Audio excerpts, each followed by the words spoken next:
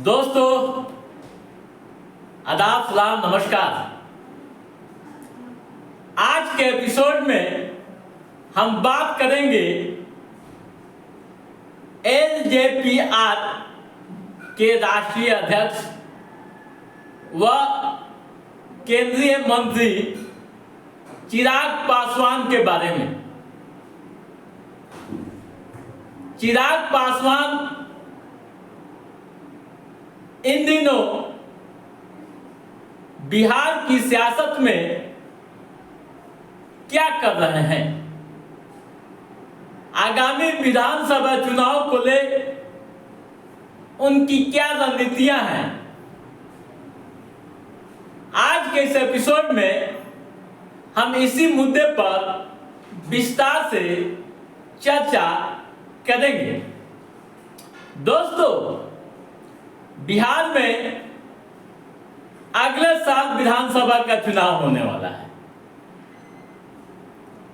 NDA में seat बंटवारे की बात अभी हुई भी नहीं कि चिराग पासवान ने चुनाव को ले अभी से ही उम्मीदवारों की घोषणा करने लगे हैं।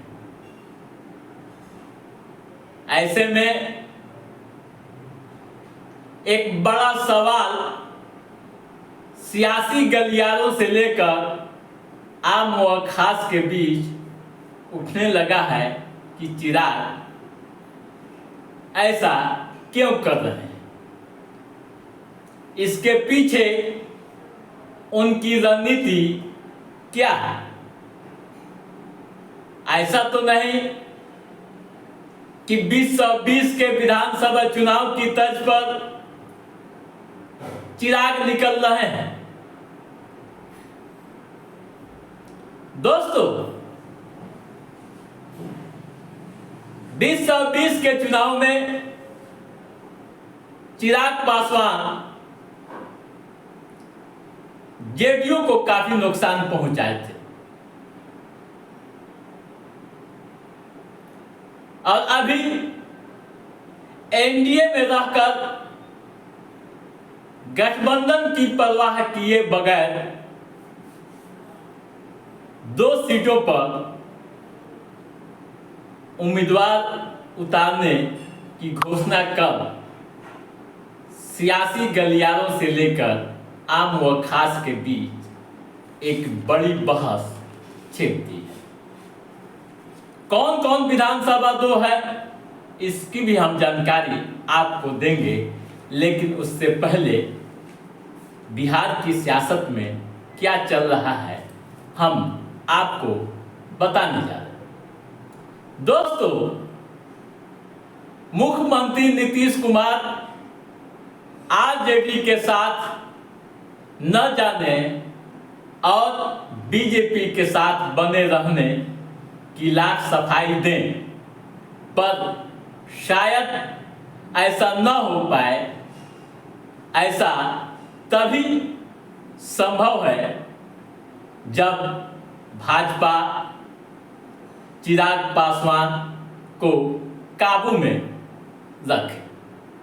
लोजपा आज के राष्ट्रीय अध्यक्ष चिराग पासवान का तेवर देखकर यह नहीं लगता है कि वह भाजपा का बात मानेंगे। ऐसा करने का बड़ा आधार यह है कि बिहार में नीतीश कुमार एनडीए के नेता सभी जानते हैं और भाजपा उनके साथ लड़ने की बात कह चुकी है। पहले ही बीजेपी के वरिष्ठ नेताओं ने इसकी घोषणा कर दी है।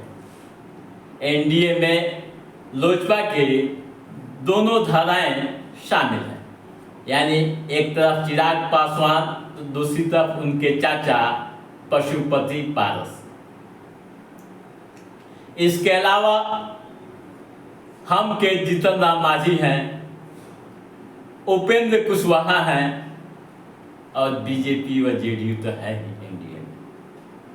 सीट बंटवारे की बात अभी शुरू भी नहीं हुई है कि चिराग पासवान विधानसभा सीटों पर अभी से ही अपना उम्मीदवार घोषित करने लगे हैं। एक मीडिया रिपोर्ट के अनुसार चिराग पासवान की योजना है कि वे चुनाव से पहले बिहार के सभी 243 सीटों पर दौरा करेंगे।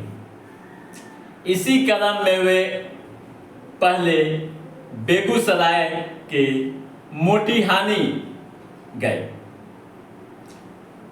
दूसरे दिन शेखपुरा गए। दोनों जगहों पर उन्होंने अपने उम्मीदवार उतारने की घोषणा कर दी।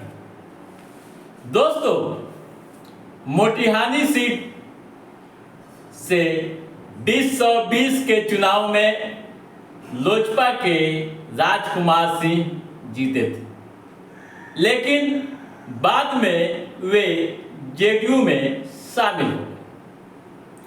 वे अकेले विधायक थे, इसलिए उन पर दल बदल कानून का मामला नहीं बना।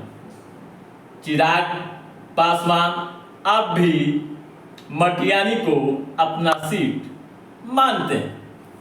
वहीं शेखपुरा की बात करें तो शेखपुरा में उनके पार्टी के जिला अध्यक्ष हैं इमाम गजाली। उन्होंने इमाम गजाली को स्पष्ट तौर पर मैदान में उतारने का ऐलान कर दिया है। वही गजाली हैं कि 2024 के लोकसभा चुनाव में सिवान में निर्दलीय प्रत्याशी हेना साहब का समर्थन किया था। गजाली 2020 का चुनाव लड़ चुके हैं। उन्हें 14,000 वोट मिले थे, जबकि जेडीयू के प्रत्याशी को 50,000 व आरजेडी के प्रत्याशी को 56,000 वोट हासिल हुए थे। इस सीट पर गजाली के कारण ही जेडीयू हार गई।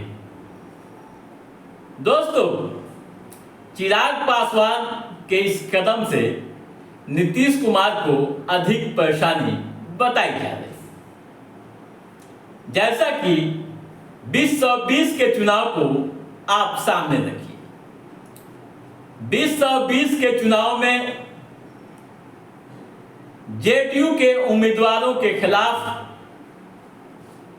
चिराग पासवान ने अपना प्रत्याशी उतारा था। इस कारण जेडीयू को करीब 3 दर्जन से अधिक सीटों पर काफी नुकसान उठाना पड़ा।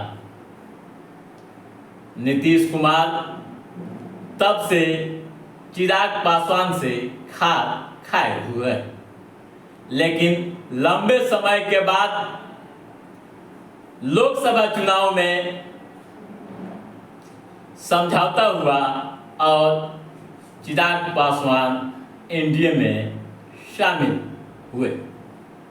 दोस्तों, बीजेपी भले ही लोकसभा चुनाव में चिराग पासवान को उनके चाचा पशुपति कुमार पारस की अपेक्षा अधिक तरजीह दी और चुनाव जीतने के बाद चिराग को मंत्री भी बनाए, यानी पीएम मोदी के मंत्रिमंडल का हिस्सा चिराग पासवान बने।